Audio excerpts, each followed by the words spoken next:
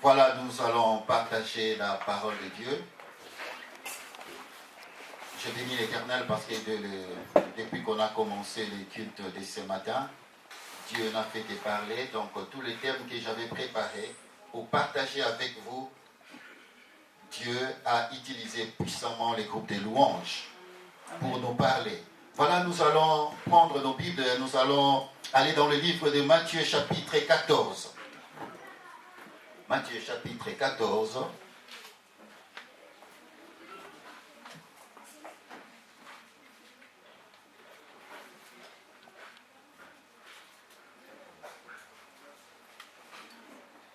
Matthieu chapitre 14, de 22 à 33.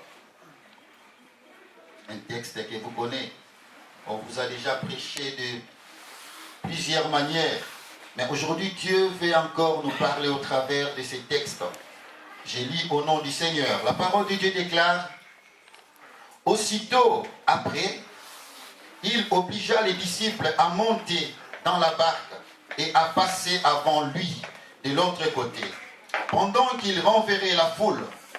Et quand il eut renvoyé, il monta sur la montagne pour prier à l'écart. Et comme le soir était venu, il était là seul. La barque, déjà au milieu de la mer, était battue par le flot, car le vent était contraire. À la 4e veille de la nuit, Jésus alla vers eux, marchant sur la mer. Et quand les disciples virent marcher sur la mer, ils furent troublés et dirent: c'est un fantôme.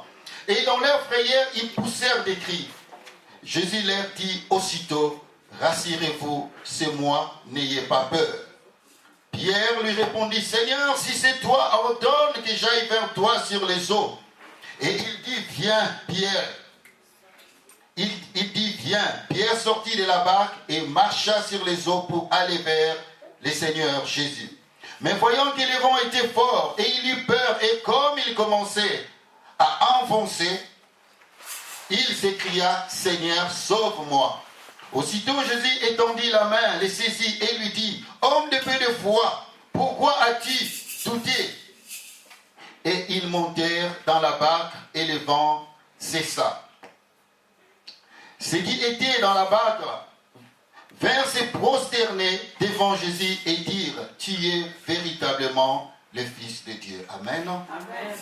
Nous allons prier.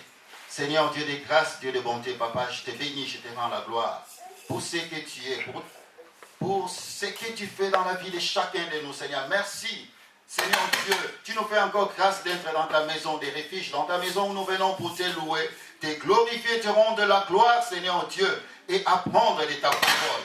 Seigneur Dieu, parle-nous. Seigneur, me voici devant toi. Je n'ai ni l'intelligence, ni la sagesse, Seigneur Dieu, pour enseigner ton peuple. Mais Seigneur Dieu, je te demande une seule chose. Parle à ton peuple, Seigneur Dieu. Seigneur, manifeste-toi et bénis ta parole. En ton nom précieux de notre Seigneur et Sauveur Jésus-Christ. Et nous avons ainsi prié. Amen. Amen.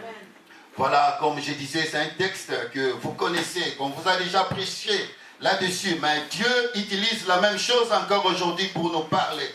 La Bible nous dit que quand on va plus loin, tout au commencement de ces chapitres, on nous dit que le Seigneur Jésus-Christ venait d'accomplir des miracles. Il venait de multiplier le pain. Les gens ont mangé. Ils étaient bien rassasiés. Mais à un moment donné, le Seigneur a décidé de demander à ses disciples d'aller de l'autre côté, au moment où lui, il allait renvoyer la foule. Et la Bible dit que la deuxième chose que nous pouvons retenir, la Bible dit que quand, à un moment donné, il est allé quelque part pour prier sur la montagne, et enfin, il était en train de marcher sur les eaux. C'est là où nous allons nous attarder aujourd'hui. Aujourd'hui, oui, nous avons chanté Jésus-Christ a marché sur les eaux. C'est ça le thème d'aujourd'hui. Devenez acteur du miraculeux. Amen. Amen. Est-ce que tu peux l'être aujourd'hui? Vous savez, nous demandons souvent des choses à Dieu. Mais il faut savoir comment Dieu peut nous utiliser. Comment Dieu fait pour nous donner ces choses-là. Et la Bible dit que quand les disciples les virent marcher sur la mer, ils furent troublés, ils ont crié. Vous savez, déjà nous, habituellement, quand nous sommes à la maison, quand il y a même l'araignée qui passe, on est dans le panique, on crie. Et les enfants d'ici en Europe, ils ont la grâce. Amen. Vous savez, nous en Afrique, tout est en grand. En Afrique, les cafards ne sont pas les cafards comme les cafards d'ici. Et quand tu le vois, il y a le panique total. Mais là, c'était autre chose. Vous savez, ils sont nés. Et c'était des gens qui connaissaient la mer.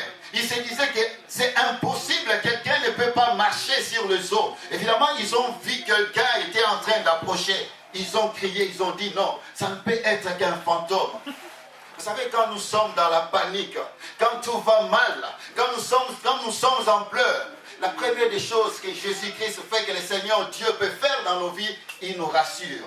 Le Seigneur les a rassurés. Il les a dit, n'ayez pas peur. Vous savez, quand tu es paniqué, quand tu te dis que non, dans ce que je traverse, il n'y a pas de solution. Mais le Seigneur te dit aujourd'hui, rassure-toi, n'ayez pas peur. Amen. Le Seigneur les a rassurés pour dire, n'ayez pas peur. C'est moi le Seigneur, vous me connaissez. Et là, évidemment, en ce moment-là, il y a eu un calme. Ils se sont dit, bien sûr, c'est le Seigneur. Mais il y a eu un homme. Et cet homme-là, aujourd'hui, c'est à cause de lui que nous pouvons méditer ces passages. Cet homme a regardé, il a vu quelqu'un marcher sur les eaux. Il a dit, non, Seigneur, si c'est bien toi, ordonne que moi je fasse la même chose. Ordonne, Seigneur. Je sais que tu nous dis que c'est toi. Devenez acteur du miraculeux. Ces jours-là, quelque chose est sorti de ses tripes. Il a dit, si c'est toi, ordonne. Et la Bible déclare que le Seigneur a dit à Pierre, avance, viens. Et la Bible dit qu'en ce moment-là, Pierre a mis son pied, un premier pas, il a fait un pas, il a senti que c'était comme la terre ferme. Il a mis deuxième pas, il s'est dit que je peux aussi marcher. Il a commencé à avancer. Et vous savez, quand on médite ces passages de foi, on se dit, mais comment il pouvait perdre la foi? Vous vous rendez compte, la Bible est en train de décrire qu'il y avait le vent. Il y avait le vague qui se battait de tous les côtés.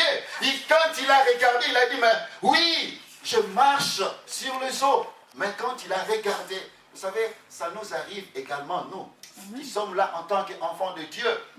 Tu as fait une prière à Dieu. Dieu te dit, maintenant je veux faire quelque chose pour toi. Avance. Mais qu'est-ce qu'on fait? On commence à regarder. Tu te dis que non, ce que je traverse est tellement grand que je ne pense pas que le Seigneur arrivera à trouver des solutions. Vous savez, quand le huissier a déjà sonné chez vous, il faut avoir beaucoup de foi pour être calme. Amen. Amen. Et à ce moment-là, Dieu vous dit, n'ayez pas peur. Dieu vous dit que je veux faire quelque chose. Mais en ce moment-là, toi, tu es en train de calculer, comme un des frères m'a dit il y a de cela une semaine. Il m'a regardé, il m'a dit, tu crois que c'est Dieu qui va payer mes factures? Donc pour lui, il est en train d'avoir, d'imaginer. Peut-être qu'il s'est dit que Dieu était incapable de payer ses factures. Mais c'est comme ça que nous, en tant qu'humains, nous sommes là, nous réagissons souvent. Et Pierre a regardé, il s'est dit que non, je connais la mer. Quand il y a ce genre de choses, je ne peux qu'échouer, même les bateaux échouent. Et moi, je suis léger. Mais il a perdu quelque chose. Il a commencé à douter. Il a commencé à douter de la puissance de celui qui l'a appelé. Il a commencé à douter de Dieu. Et en ce moment-là, il a commencé à s'enfoncer. Première chose, frères et sœurs, à retenir. Il faut donc, quand le Seigneur te dit quelque chose, j'aimerais bien le souligner. Il faut donc savoir distinguer un appel véritable venant de la part de Dieu, de ce qui pourrait être. Vous savez, Dieu te dit quelque chose, tu avances. Mais de temps en autre, frères et sœurs de foi, ce n'est même pas quand ce n'est pas Dieu qui te dit d'avancer. Si tu avances, tu vas échouer. Amen. Si tu avances, tu vas échouer. Moi, je connaissais un frère. Il s'est converti, il était tellement zélé. Il y avait un papa du quartier qui était mort. Dieu lui avait rien dit. Il a dit, j'ai lu les Écritures. aujourd'hui, il va se réveiller. Mais il faut savoir qu'il y a des choses, si Dieu ne te dit pas d'avancer, n'avance pas. Amen. Et lui, il a osé défier Dieu. Il est avancé, il a prié. Rien ne s'était produit. Mais si c'est Dieu qui t'ordonne, va avec assurance. Amen. Si c'est Dieu qui t'ordonne, va avec assurance. Et ça, c'est très important, frères et sœurs, quand nous demandons des choses. Si Dieu ne te dit de faire quelque chose, ne doute pas. Fais-le. Et la Bible dit que, voyant que le vent était fort, et il eut peur, et comme il commençait à s'enfoncer, il s'écria, Seigneur, sauve-moi. Aussitôt, Jésus-Christ étendit la main, le saisit et lui dit, homme de peu de foi, pourquoi as-tu douté? Et ils montèrent dans la barque. Et en ce moment-là, le vent, la Bible dit que le vent cessa.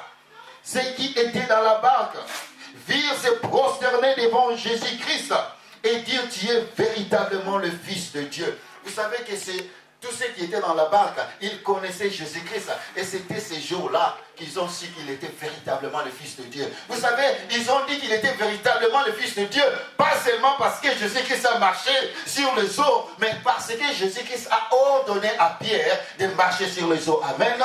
Parce que c'est Jésus-Christ qui a ordonné. Mes frères et sœurs, aujourd'hui, les termes, c'est devenir acteur du miraculeux. C'est au travers de ce que Dieu va faire dans ta vie que d'autres personnes arriveront à dire, il est véritablement le Fils de Dieu. Amen. Il est véritablement le Fils de Dieu. Amen. Mais si nous-mêmes dans nos vies, il n'y a rien qui change, Amen. Comment voulez-vous que les autres témoignent de la grandeur de notre Dieu? Amen. Pour témoigner de la grandeur de Dieu, il y a des gens qui nous observent, frères et sœurs. Amen. Ceux qui étaient dans la barque, ils étaient aussi disciples. Quand ils ont vu, ils ont dit, waouh, cet homme est véritablement Fils de Dieu. Amen. Amen. La Bible dit, si je peux encore soulever ce que je venais de dire, de notre côté, les uns, la Bible dit que les vents, tous étaient déchaînés, les vagues hautes et les vents forts, c'est la tempête. Il y a des solutions. Si vous sortez de la barque, quoi qu'il puisse arriver à votre bateau, il y a de fortes chances que vous sombrez. La deuxième solution, mais si vous ne quittez pas votre embarcation, il est presque certain que vous ne marcherez jamais sur les eaux. Amen. Amen. Vous ne marcherez jamais sur les eaux si vous ne quittez pas votre bateau. Amen. Si vous ne quittez pas votre confort. On est là dans notre confort. Si tu ne quittes pas ton confort, comment tu vas expérimenter la gloire de Dieu? Comment tu vas expérimenter la puissance de Dieu? Toi, tu veux rester dans ton confort. Et évidemment, Pierre n'était pas seul. La Bible dit qu'il y avait 12 disciples. Mais il y a que Pierre qui a osé, mes frères et sœurs. Les autres, ils sont restés dans leur confort. Ils ont dit, toi, tu peux y aller. On laisse les autres. Mais finalement, vous savez ce qui se passe? Quand l'autre est réussi, on devient jaloux. On se dit, pourquoi Dieu donne qu'à lui? Dieu lui a donné parce que lui, il a osé sortir de son confort. Amen. Toi, tu veux rester dans ton confort et tu veux que Dieu fasse quelque chose. Vous savez ce qui se passe dans la parole de Dieu. Tout, on l'obtient avec des sacrifices. Amen. C'est avec des sacrifices. Toi, tu ne veux pas faire des sacrifices. Tu veux que Dieu te donne. Tu ressembles à quelqu'un qui ne veut pas travailler, mais qui veut qu'à la fin du mois, il y ait quelque chose dans son compte. Mais il faut travailler pour qu'il y ait quelque chose dans ton compte. Amen. Et c'est comme ça que les chrétiens, on se ressemble tellement à ce genre de choses. Les 11 disciples, ils ont regardé, ils ont dit, Pierre, vas-y, nous allons seulement dire qu'il est véritablement Fils de Dieu. Au lieu de participer, mes frères et sœurs. Et c'est comme ça que nous sommes à l'église.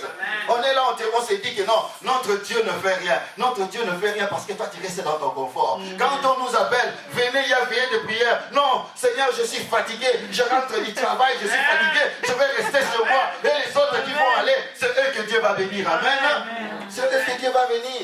Et c'est comme ça dans notre vie de tous les jours, frères et sœurs.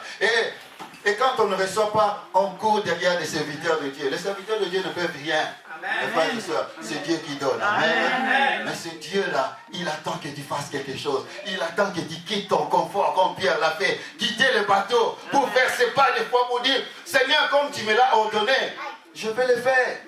Malgré qu'on peut dire à la fin, aujourd'hui, aujourd'hui le terme, ce n'est pas sur le doute. les doutes de Pierre, c'est qu'il avait osé. Il a osé, frères et sœurs. Et c'est ce que Dieu te dit aujourd'hui. Tu restes dans ton confort. Ok, il n'y a pas de soucis. Il n'y a pas de problème. Et ce que je constate, vous savez, nous au Congo, nous avons des musiciens qui chantent pour Dieu. Mais à chaque fois qu'ils quittent le Congo, ils viennent dans le confort de l'Europe. Il n'y a plus d'inspiration. Parce que c'est le confort. Ils sont là en train de manger de sémoules. Ils oublient le temps de la prière. Quand ils étaient au Congo, c'était prière sur prière. Et là, il y avait des révélations sur révélations. Amen. Et c'est comme ça, frères et sœurs. Nous sommes là.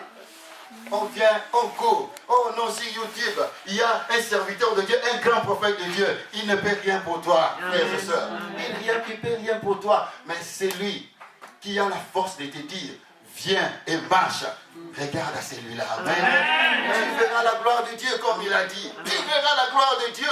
Arrêtons de courir derrière ce qu'on croit. Vous savez, je dis souvent à ma femme, je n'aime pas quand on dit les expressions qu'on dit que cet homme de Dieu est puissant. Je n'aime pas. Dis que Dieu est puissant. Amen. Dis que Dieu utilise ses serviteurs puissamment. Amen. Mais ne dis pas qu'il est puissant parce que celui qui est puissant, c'est mon Père qui est là dessus. Amen. C'est Dieu qui est puissant. C'est lui qui est puissant. Ce n'est pas toi. Ce n'est pas toi qui es puissant. Il n'y a que Dieu. Dieu, ce Dieu-là est puissant. Et la Bible dit, vous savez, je me dis encore, si Pierre n'était pas sorti de son bateau, aurais-je un jour découvert qu'il pouvait marcher sur les eaux? Non. S'il ne l'avait pas fait, on n'allait pas parler de ces textes aujourd'hui. Mon frère, aujourd'hui, Dieu te parle. Combien de fois Dieu t'a parlé dans tes prières? Tu attends de Dieu quelque chose. Dieu te dit, fais un pas. Fais ceci, fais cela. Mais toi, tu continues à discuter. Vous savez, les chrétiens aiment bien discuter avec Dieu. On dit, non, Seigneur, là, c'est trop dur. Tu ne vois pas, Seigneur. Toi, tu peux comprendre, non? Toi, tu peux comprendre. Oui, le Seigneur comprend. Mais le problème, c'est que dans sa compréhension, c'est toi qui es perdant. C'est toi qui es perdant. Il faut aller pour entrer dans les promesses et découvrir ce que Dieu a prévu pour toi. Tu dois sortir de ton confort. Tu dois quitter ton confort, mon frère. Tu dois quitter ton confort. Je ne vous dis pas de mal dormir. Je ne vous dis pas cela. Mais il y a des choses, quand Dieu te dit de le faire, c'est qu'il sait que tu es capable. Amen. Amen. Dieu sait que tu es capable. Je vais témoigner. Vous savez, il y a de cela quelques mois, il y a une sœur de l'église dans l'extraction de Genappe. Il était à l'hôpital, les médecins commençaient à pronostiquer des diagnostics. On lui a dit, il te reste 1 mois de vivre. Il m'a appelé, j'étais au travail. Il m'a dit, pasteur, est-ce que tu peux prier pour moi? Waouh! Évidemment, avant qu'elle m'appelle, j'avais déjà reçu quelque chose comme ça, que la sœur n'était plus. J'en ai partagé avec ma femme, j'ai dit, maman, on prie. Parce que ce que je vois, c'est compliqué. Humainement, je ne comprends pas. J'ai dit, mais Seigneur, on vient de commencer l'œuvre. Comment tu peux déjà arracher quelqu'un de cette communauté? Qu'est-ce que je vais dire? Qu'est-ce que les autres vont croire? Ce n'est même pas moi, mais c'est toi. J'ai prié avec la sœur. 3 jours plus tard, elle était entrée dans le coma. Et dans le coma, après quelques jours, les médecins ont dit, il n'y a plus d'espoir. Alors les médecins ont demandé à sa fille, dis au revoir à ta maman. Sa fille a dit au revoir à sa maman. Les membres de la famille qui sont passés là où elle habitait, ils ont résilié le contrat de bail et tout ça. Ils ont commencé à vider la maison. Et le soir, les jours qu'ils vidaient l'appartement, moi et ma femme, nous sommes allés à l'hôpital. Vous savez ce qui s'est passé dans la vie de cette sœur? En fait, comme la dernière chose qu'elle attendait de Dieu, c'était la prière, cela est resté dans son subconscient. Et chaque fois que le médecin entrait dans sa chambre, elle disait, pasteur, prie pour moi. Elle appelait tous les médecins pasteurs. Dans son subconscient, elle disait, pasteur, prie pour moi, j'attends pasteur. Vous savez, quand on parle du pasteur, le grand pasteur, c'est Jésus-Christ. Amen. Amen. Le grand pasteur, ce n'est pas toi qui vas venir prier. Le grand pasteur, c'est le Seigneur Jésus-Christ. Toi, Dieu va simplement t'utiliser. Nous sommes entrés et Dieu nous avait fait la grâce. On a rencontré le médecin. Et le médecin commençait à parler du passé. Elle parlait d'elle dans le passé. Évidemment, comme ma femme est médecin aussi, ma femme a regardé, m'a dit, papa, c'est grave. On était là.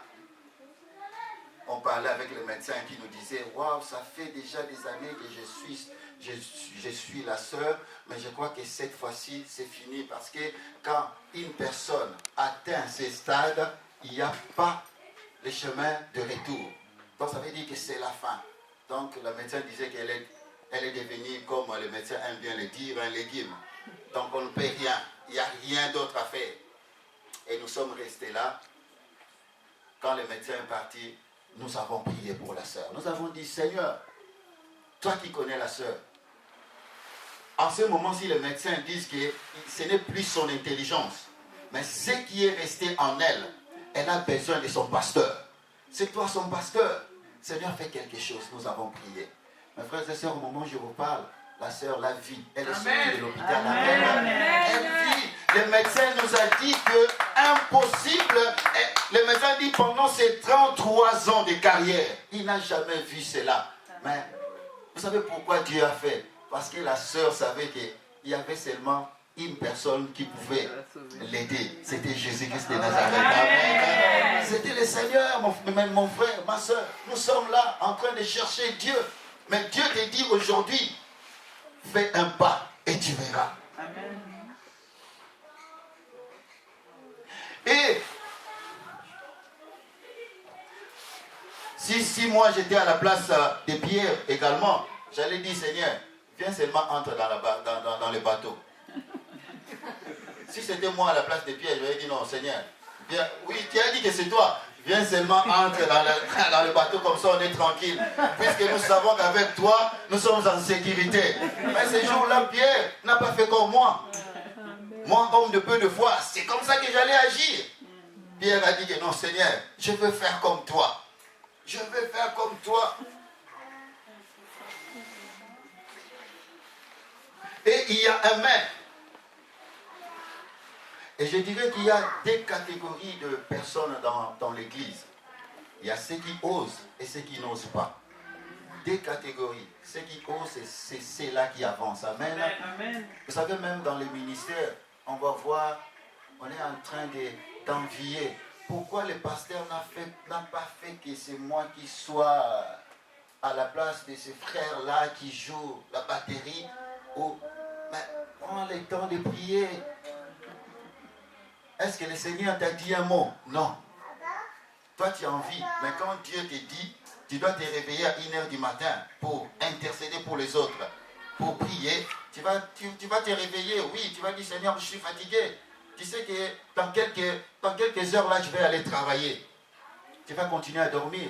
Tu ne sais pas si la personne qui est en train de jalouser, que cette personne, à 1h du matin, est capable de se lever et de prier pour l'église. Tu n'en sais rien.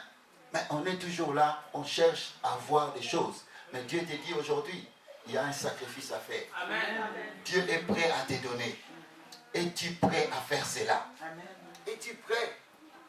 Es-tu prêt à faire cela?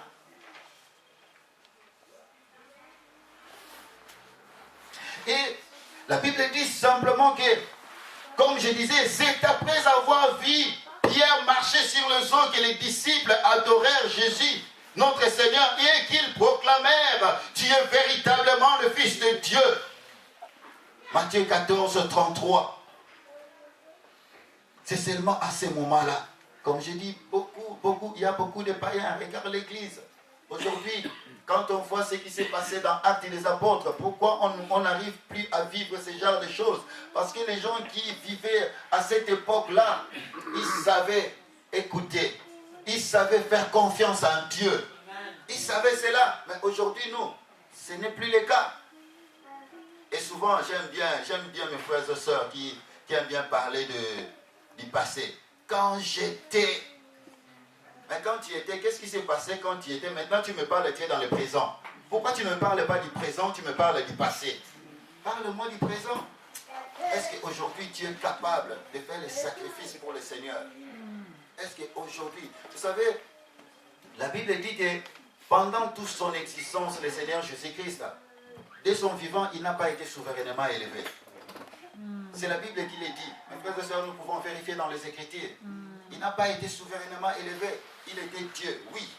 Mais la Bible dit c'est seulement après, quand il a accompli ce que son père lui avait demandé, quand il a accompli les sacrifices, et c'est à ce moment-là que la Bible dit qu'il a été souverainement élevé. Amen. C'est seulement à ce moment-là, toi tu fais l'élévation.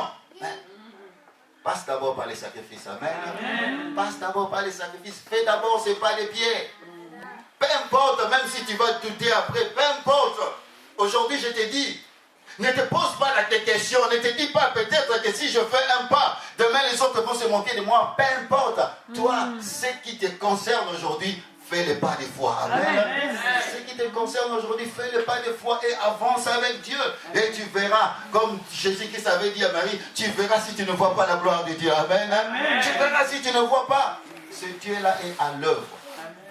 On en a tellement vu. Il y a tellement de témoignages. Amen. Et quand on voit cela, quand on peut expérimenter, comme je disais à un frère, oui, nos témoignages, c'est palpable. Là, il n'y a même pas, tu ne peux pas te tromper. Tu ne peux dire que c'est Dieu. Amen. Vous savez, les gens du monde, même s'ils ne nous disent pas que c'est Dieu, ils vont essayer de parler d'autres choses. Mais à la fin, ils vont dire que, waouh, ce qui s'est passé, je n'ai pas de mots, mais je crois qu'il y a une force positive. Peu importe que tu appelles ça force positive, nous savons que c'est Dieu. Amen. Amen. Peu importe les noms que tu vas donner, mais nous savons que c'est Dieu qui fait. Nous savons que c'est Dieu qui agit. Nous savons que c'est Dieu-là qui est présent au milieu de nous aujourd'hui. C'est Dieu-là qui peut te sortir de là où tu es, dans tes doutes. Dieu te dit que n'ayez pas peur. La première des choses, calme-toi. Tu es tellement agité que tu n'arrives plus à te concentrer. Dieu te dit, calme-toi d'abord. N'ayez pas peur, tout ira bien. Amen. Vous savez, un enfant, quand un enfant est encore bébé, quand un enfant avait commencé à marcher, l'enfant, j'ai constaté un jour, j'étais devant ma fille, l'aînée, elle avait du mal à faire ses pas. Mais j'étais là, j'avais les mains ouvertes, je disais, viens ma fille, si tu tombes, je vais t'attraper. Mais l'enfant, quand il regarde, l'enfant a peur. L'enfant ne veut pas faire un pas. Mais les jours où l'enfant va se rendre compte que mon père est là, mon père ne va pas me laisser tomber, vous allez voir que l'enfant va courir. L'enfant va venir vers toi. Et c'est comme ça que Dieu est avec nous. Amen. Amen. Tu es là, tu hésites, tu es toujours dans les doutes. Dieu te dit, je suis là. Viens, fais ce pas. Puisque c'est lui qui te le dit. Du fait que c'est lui qui avait ordonné à Pierre. Pierre ne devait pas couler. C'est lui qui avait ordonné. Et la Bible dit même après, même si on parle qu'il avait douté, mais après, qu'est-ce que le Seigneur Dieu a fait? Il est encore venu les chercher. Amen. Il a dit, viens avec moi. Maintenant, retourne dans ton confort. Là où tu peux être en sécurité. Nous n'avons pas idée combien de gens nous observent et peuvent être au bénéfice de notre foi et de nos exploits, frères et sœurs. Beaucoup de gens, ils regardent, ils observent. Maintenant, si dans ta vie, tu es toujours là, parce qu'il y a aussi des frères et sœurs que du lundi au samedi, tout va mal. Je suis dans les soucis, je suis dans les problèmes. Comment tu vas aider la personne qui est à côté de toi? Comment? Mais la Bible dit aujourd'hui, devenez acteurs du miracle. Amen. C'est à travers de toi que les autres vont glorifier Dieu. Ils vont bénir Dieu. Ils vont dire que ce Dieu-là est vivant. C'est à travers de ce que lui, il est capable de faire dans ta vie. Ne vous est-il jamais arrivé de vérifier que les membres de votre famille, vos amis ou vos proches ont été un jour touchés par votre style de vie? Ils peuvent être touchés même si les membres de votre famille disent que non. Nous ne croyons pas. Ils peuvent être touchés par votre façon de vivre. Amen. Amen. Vous savez, quand quelqu'un vient chez toi, vouloir ou pas, la personne observe comment tu te comportes. Comment tu te comportes avec tes enfants. Si la personne arrive, avant même de sonner, entend dans ta maison des cris. Et puis quand tu ouvres, oh, amen, amen, c'est, amen, frère. Ça ne marche pas comme ça, mon frère et soeur. Non, quand la personne arrive, elle met le pas chez toi. Il y a tellement cette paix qui demande, vous faites comment pour avoir cette paix? Et c'est seulement là que toi, tu peux commencer à présenter ton grand roi. Amen. Amen. Et c'est comme ça, frères et sœurs, nous ratons des occasions pour être acteurs du miraculeux. Nous ratons des occasions par notre comportement. Mais Pierre ne s'est pas posé des questions. Vous savez, j'admire cet homme. À chaque fois dans la vie de Jésus-Christ, c'est toujours lui qui osait. C'est toujours lui qui osait parce qu'il savait que si Dieu me dit A, même si, vous savez, des fois, Dieu, tu regardes de tes yeux physiques, tu regardes un panneau, tu vois que c'est noir, mais Dieu te dit que c'est rouge. Qui tu vas croire? Dieu. Et souvent, nous, on dit, mais Seigneur, tu ne vois pas que c'est noir. Mais c'est lui, Dieu, qui te dit que c'est rouge. Mais toi, tu dis à Dieu, tu ne vois pas que c'est noir. Si toi, tu restes dans ce que tu vois, rien ne va changer dans ta vie. Amen. Si Dieu te dit que c'est rouge, dis Seigneur, même si je vois que c'est noir, Seigneur, puisque toi tu dis que c'est rouge, Seigneur, c'est rouge. Amen. Dis à Dieu que c'est rouge. Vous savez, Pierre, la Bible dit que c'était un homme qui connaissait la mer. La Bible dit qu'il a essayé toute la nuit. Mais quand Jésus-Christ, si l'ordre de Dieu lui a dit fais, c'est vrai qu'au début il a dit, mais Seigneur, j'ai quand même, le Seigneur lui a dit fais. Et quand il a vu, il a fait, il a vu la gloire de Dieu. Amen. Amen. Quand il a fait, il a vu la gloire de Dieu. Amen. Ça, c'est très important. C'est très important. Si Pierre n'était pas mort, depuis que Christ est parti, qui a fait plus que lui? Parce qu'on est toujours là dans nos doutes. On ne croit pas trop. On ne croit pas trop. Et nous allons voir dans le livre de Josué, chapitre 10. Josué, chapitre 10.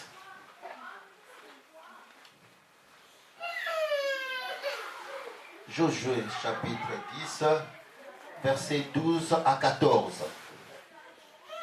La Bible dit, alors Josué parle à l'Éternel, le jour où l'Éternel livra les Amoréens aux enfants d'Israël. Et il dit en présence d'Israël, soleil, arrête-toi au Gabaon, et toi, lune sur la vallée d'Ajalon. Et le soleil s'arrêta, et la lune suspendit sa course, jusqu'à ce que la nation y tirait vengeance de ses ennemis. Cela n'est-il pas écrit dans le livre de Juste? Le soleil s'arrêta au milieu du ciel, et ne se hâta point de se coucher presque tous les jours. Amen. La Bible dit que cet homme était de même nature que nous. Amen. Amen. Mais il avait cette foi. Il avait la foi. Il dit que, Seigneur, certainement, vous savez, avant de dire cela, il avait cette conviction. Dieu lui avait parlé. Il a dit, Seigneur, maintenant je peux ouvrir ma bouche. Et quand il a fait, la Bible dit que tout s'est arrêté. Aujourd'hui, on a du mal. On a du mal, frères et sœurs. On a du mal. Pour conclure ce message, laissez-moi vous poser une question. Quel est votre bateau aujourd'hui? Quel est votre bateau? Moi, je ne sais pas. Moi, je ne saurais pas répondre à votre place. Quel est votre bateau? Quelle est cette chose-là qui vous empêche de faire ce pas de foi comme Pierre? Quel est votre bateau, frères et sœurs? Telle est la question que chacun de nous peut se poser aujourd'hui. C'est une question que chacun de nous va essayer de répondre. Je vais essayer de vous aider. Posez-vous seulement la question suivante.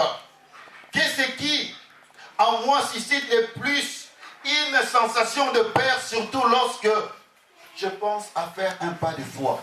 Quelle est cette chose-là? Toi-même, tu connais. Vous savez, aujourd'hui, on peut être dans une même maison. Quelqu'un dans la chambre, on prend le téléphone. On l'appelle. C'est le monde aujourd'hui, le monde digital, amen. Et c'est là, commence à détruire les choses que Dieu a créées. Amen. On les détruit. Et on se demande pourquoi nos enfants ne sont pas comme nous. Il faut instaurer ce genre de moments où on appelle les enfants, venez, on va prier ensemble. Amen. Amen. Les enfants doivent commencer à vivre quelque chose. Il y a de cela 2 mois que Dieu nous avait conduit à une méditation. Vous savez, nous qui sommes là, la plupart de nous savons là d'où nous venons. Amen. Amen. Nos enfants ne savent rien. Des fois, quand on raconte à nos enfants les difficultés que nous avons connues, ils disent que, oh, vous les parents d'aujourd'hui, vous exagérez. Non, ce n'est pas exagéré, c'est la vérité. Mais nous devons raconter à ces enfants-là, là d'où nous venons. Amen. Amen. Là d'où nous venons. Avant-hier encore, j'étais devant ma fille, la grande. Je la regardais, je lui ai dit, est-ce qu'on peut parler? Je ne sais pas de quoi elle était en train de me raconter, mais j'ai dit, je vais te parler. Elle est assise à côté de moi, on a commencé à discuter. Et elle me parlait des omelettes et d'autres choses. Je lui ai dit, ma fille, tu sais que là d'où je viens, l'omelette, ça peut se manger avec la semoule. Elle a dit, papa, tu exagères. Ce n'est pas vrai. Hein. Toi, c'est toujours comme ça. Parce qu'elle ne sait pas. Elle ne me croit pas. Mais moi, je sais là d'où je viens. Amen. Moi, je sais ce que le Seigneur a fait pour qu'aujourd'hui, les omelettes à la maison puissent être mangées qu'avec du pain. Amen.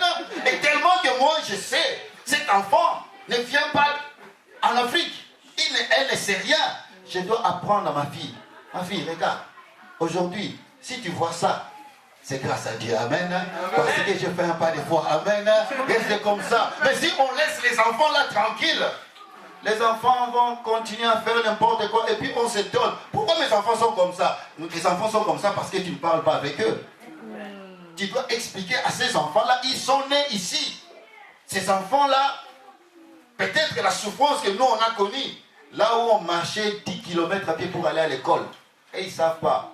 Et même pour aller acheter du pain, papa accompagne-moi. Tu dis, mais ma fille, tu peux aller. Mais papa, la voiture est là, non? Ça, ce sont les enfants d'ici. Mais nous savons ce qui s'est passé là-haut. Même ici en Europe, il y a mon voisin qui a un blanc qui me disait, il me racontait parce qu'on était en train de parler et puis je disais que non, je vais rentrer chez moi, je vais boire la soupe. Mon voisin a dit non, voisin, c'est pas comme ça que ça s'est dit. Ça s'est dit qu'on mange la soupe. Je dis, mais ce n'est pas ça. Il me dit non, on dit on mange la soupe. Je dis, mais pourquoi? Et c'est là où mon voisin commence à me raconter qu'à l'époque où l'Europe avait connu des crises, l'Europe avait connu des famines, les gens dormaient avec la soupe. Et la soupe là, il y avait toujours des morceaux de pommes de terre. Donc ça s'est mangé. On ne le vivait pas. Et là j'ai compris. Il m'a dit, moi aussi comme toi, je sais là d'où je viens. J'ai dit amen. J'ai dit amen. Ça, on est pareil. J'ai dit, voisin, on est pareil alors. On est pareil. Nous savons là d'où nous venons. Nous devons raconter ça à nos enfants. Pierre avait fait un pas. Aujourd'hui on parle de Pierre. Mais demain, tes enfants peuvent parler de toi.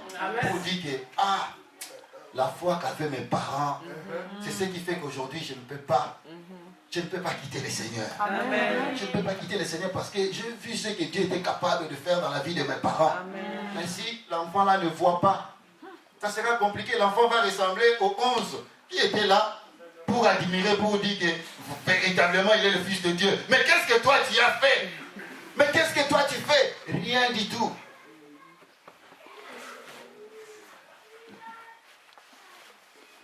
La dernière question, c'est toujours, je vous laisse avec cette question. Quel